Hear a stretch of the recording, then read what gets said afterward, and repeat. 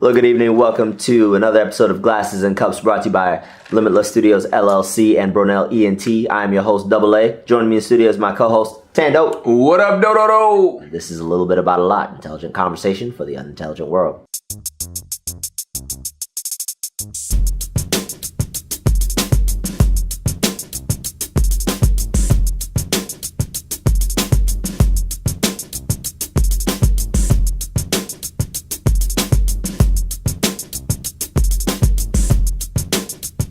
TanDope. What's going on, baby? Episode 9, man. Dang. On the downward slide, all the way to the end. 16 episodes coming up. But let's just do episode 9. What's episode 9? I heard episode 9 was something good. What's something special. What's special about it? Subscriber special. Woo! Thank you very much. Thank you very much.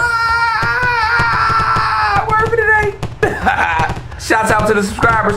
Keep subscribing. Tell y'all of your friends. They need to subscribe too. Like, click, share, comment. Talk about this shit. This is good shit. Go ahead and do that. So we got a few people we want to give some give them some love, Double A. love to. Rockaholic, thank you very much for commenting. Right. Basically, our opinions come from our own experiences. Everything we've seen, done, a lot of stuff we've read, etc. So our opinions change when we are presented with new facts. That's all there is. Present new facts. Attitudes change. So if you disagree with something and you got facts to present, bring it. Bring it. All right. First one, Dale Harris. He's commented before. Dale Harris. How you doing, man? Where you at, boy? This gentleman has something interesting. What'd he say? He wants to talk about rap music.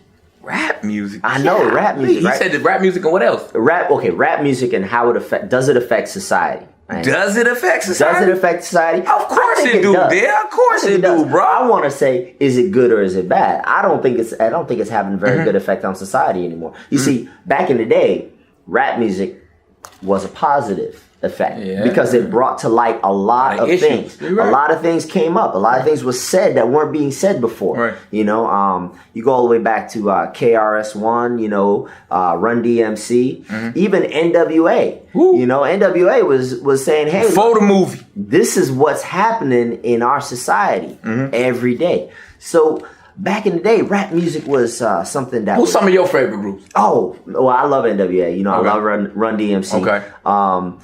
Grandmaster Flash, Furious 5. Man, you tell her how old you is for real. Don't tell everybody. You couldn't tell already. Yeah, right. Look, the point is, you got the Obama going up there, the Obama Caesar going up there. Hey, don't hate my Obama hair. Okay? All right. Look, the point is though, is that there are a lot of rap groups, a lot of musicians back in the day. They had lyrics, they had a story, you know. Right. Ice Cube, Ice-T, Kumo D, you know, I used to live downtown. Anyway, the point is, that music told a story. There was a purpose to it. It was hey, look at this. This is what's going on in my neighborhood every day. This is what we're going through. This is my people. Right. And finally, it brought a lot of things out. Now, it's spread and has expanded and grown. Now, when I was coming up in, you know, late high school, college, and whatnot, Outkast. You know, I'm a big fan of Outkast. I'm a big Love fan Below, of one of my favorite albums forever. I know, right? You know, big fan. You know, I like Ludacris. I like Luda. You know, but what is rap music now? I mean, what?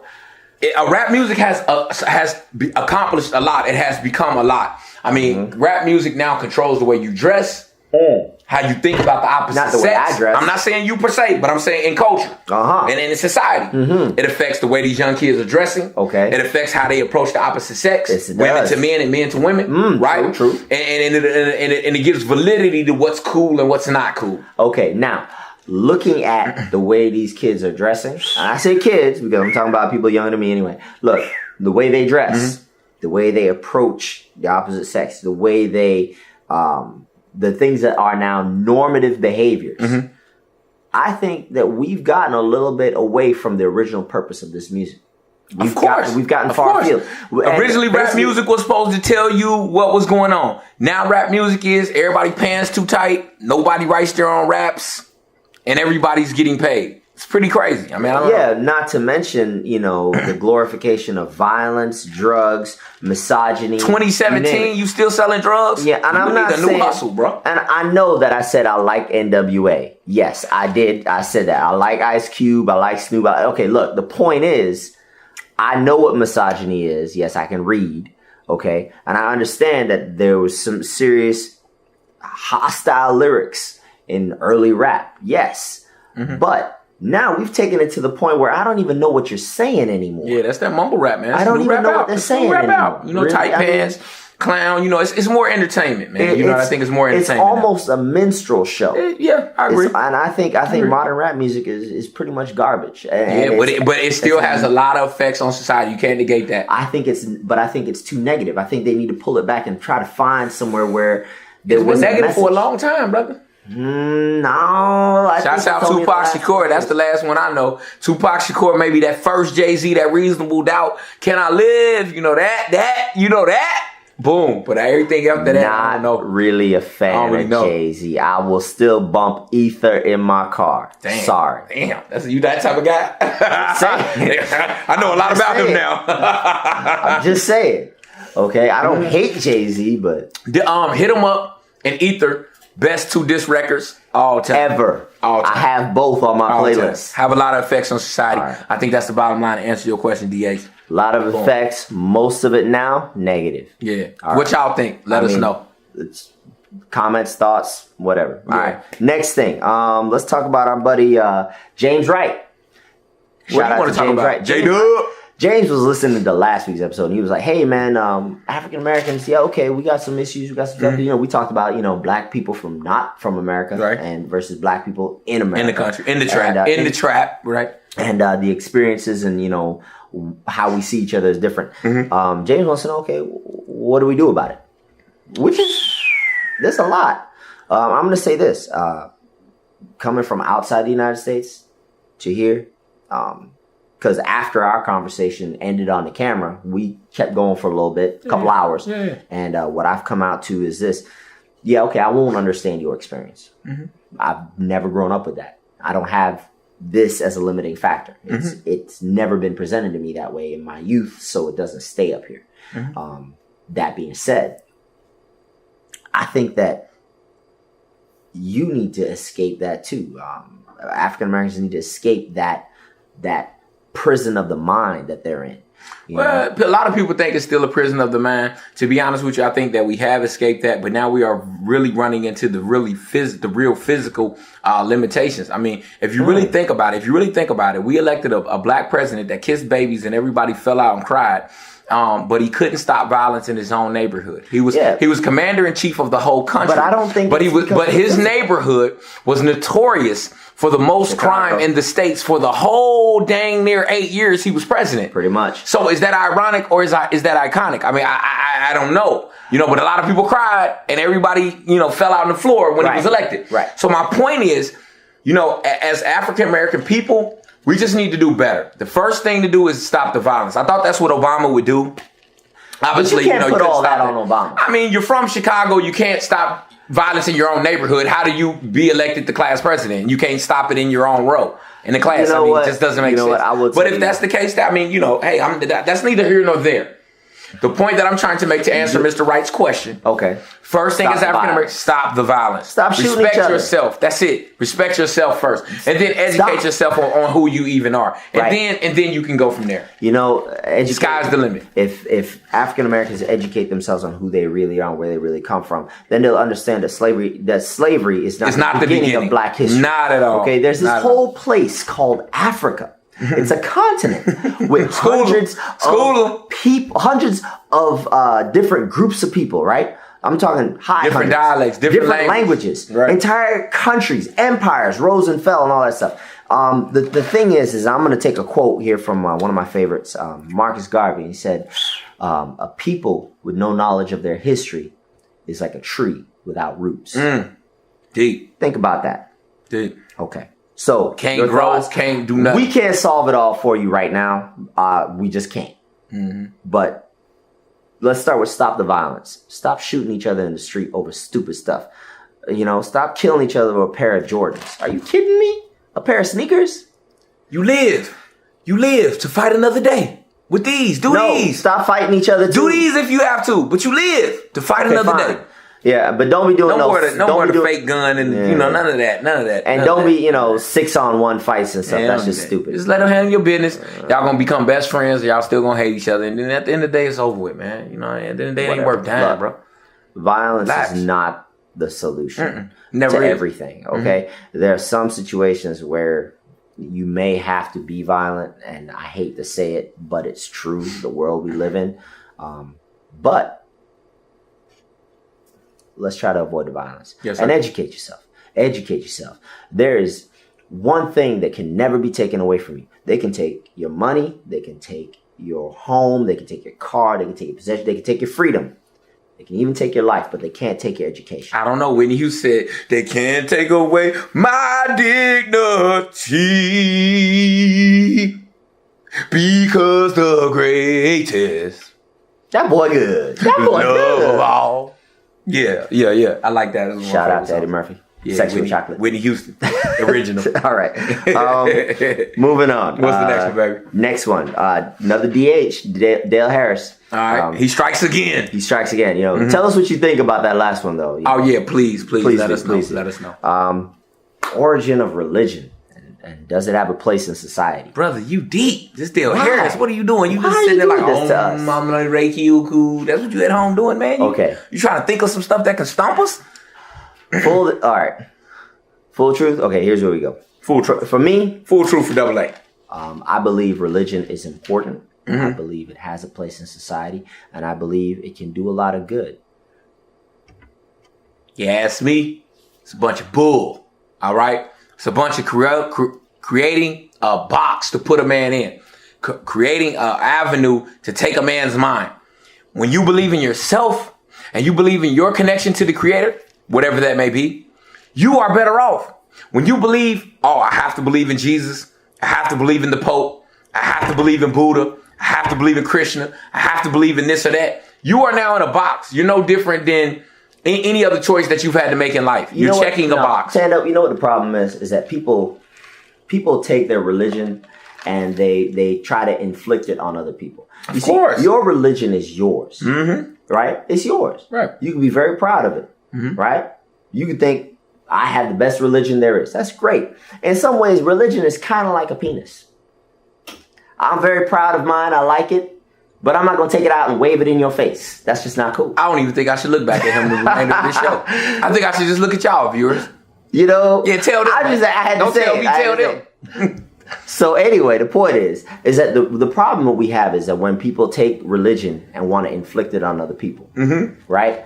The Crusades. I'm not looking at him the rest of the show. I want you to know that. Right? ISIS, people take religion and twist it to their own ends, right? That's what we're fighting right now with ISIS and Al Qaeda and all that. People who are twisting their religion, right? There are incidences of religion causing violence around the world. Yes, more death and destruction has been done in the name of God, gods, goddesses. And apparently penises too, right? Apparently penises, right? Yeah, apparently penises. Don't leave that out. Don't leave that out. Only a couple of wars, but anyway. The point is that when you take your religion and you want to inflict it on other people, right, against their wishes, that's when you run into a problem. But religion is still not the problem. The problem is the people who take the religion and use it for evil. Right? I mean, what religion are you? Does it matter? No, don't worry about TanDope. Don't worry about TanDope. Don't worry about religion I am. I don't care what religion you are. I believe in something.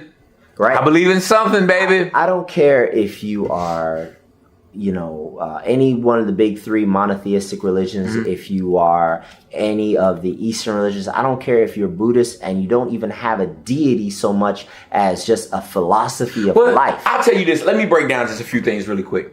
See, a lot of people follow Christianity. I was brought up in the Christian church, Baptist. I was born, brought up in that whole, Sunshine Road. I was raised Catholic. The Sunshine Band, the Yellow Robe, you know what I mean? Big hats. Excellent. That right. So I was raised that way. And nothing against that, nothing wrong with that. Okay. But let me tell you, as I got a little older, the things I started to notice. when you would ask the Christian, who wrote the Bible? It was written by men, inspired by God. You know, they couldn't tell you a real answer. Who wrote the Bible? Most people who read the Bible don't even understand of why it's called a Bible. A Bible. Bible. Bi means two. It is a collection of two books to equal one. Bible. They don't even ask themselves, why is this the best-selling book ever known to man? Why is this in the third drawer of every hotel room where the most fornicating is happening? Look, why is this? Really? Nobody asked these type of questions. I'm just saying. See, and you were mad. Everybody who goes to the hotel, what's going on in the hotel? Do we really want to go there? Do we really want to go there? Or do we just want to talk about what's in the third drawer at the bottom? Look, okay, I thought that would have been smart. All I'm saying is okay? The Old Testament is actually excerpts from the Jewish Torah or Talmud.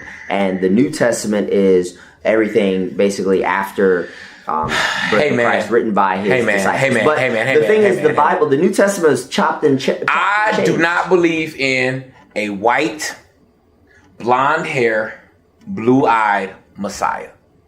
I don't. That's just me. Look, Jesus, if you believe in that, that's you. I choose not to believe. Historically speaking, Jesus. All the people who lived in Jerusalem, brown skin, dark curly hair, and brown eyes. The people who lived in Jerusalem, their names couldn't have been Matthew, Mark, Luke, Paul, John, Matthew. They couldn't have been them. Okay, fine. So therefore, I don't believe. Okay, fine. In everything that you say. I didn't say I don't believe any of it. Mm-hmm. I just don't believe in all that you say. Mm-hmm. The origin of religion was to control a man. I guarantee you. I wasn't there when it was done, but I'm pretty darn certain that it was created to control the way you're thinking. You want to know something funny? Just to answer your question, D. You want to know something funny? Mm-hmm. In Arabic, Jesus is Isa. Mm-hmm. Isa. It would be more likely that he was called Isa, right? Because J wasn't even around in the Hebrew dictionary back then. There's no J. Right. No J in the Hebrew dictionary. It's an I. I've been telling my mama that for 10 years, and my mama won't believe. Just because Hebrew alphabet, there's no, it's an I. Yeah. But anyway, the point is it's an I or H, right? I thought it was H or I. It's an I. Okay. Now the point is this. I'm not arguing whether or not this religion or that religion is right. I don't care. That's not my business. My purpose, my argument is this. If I have faith in something greater than myself, it provides me a moral compass. It provides me comfort in my times of despair. It provides me strength in my moments of weakness. And it provides me an opportunity to seek something outside myself and to release my tensions and my worries and my struggles and say everything will be all right and I can continue to move on. I can continue to move forward. I can also say, because I know this, I will do this, right? I know what is right. I know what is wrong. Well, I won't argue on the positive properties of religion. I mean, obviously, a belief in something is going to take you a lot further than a belief in nothing. Absolutely. So I won't argue that at all. But my point is, religion itself is to capture a man. So religion is a psychological handhold to alleviate the pain of death and the fear of the unknown. What y'all think? I mean, it sounds pretty spelled out there for me. Religion is man's attempt. Science is man's attempt to explain the divine. Science is man's attempt to explain the divine. We don't know everything in the universe. We can't possibly know everything in the universe. Right. So we try to explain it using science. Right. But when it fails us, we turn to that which is unknown and which we go on faith. Yeah. Well, you know what? I definitely want to thank all the making this a subscriber special, man. I want to give a shout out. I think it was James Wright, Rockaholic, and Dale Harris, man. We definitely appreciate y'all. Appreciate y'all. Thank you much. But you ready to call the show? So, it's been our pleasure. And remember, these are our opinions and not yours. But now it's time to decide who's right or wrong, whose side you on, TanDope or the other guy.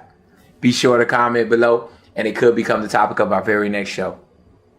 Look, if you disagree with us, educate yourself and formulate your own opinions. But do yourself a favor. Click here to subscribe, or click down here to see some stuff we already said. Subscriber special. Subscriber special. Subscriber special. Special shout out to the subscribers on the special.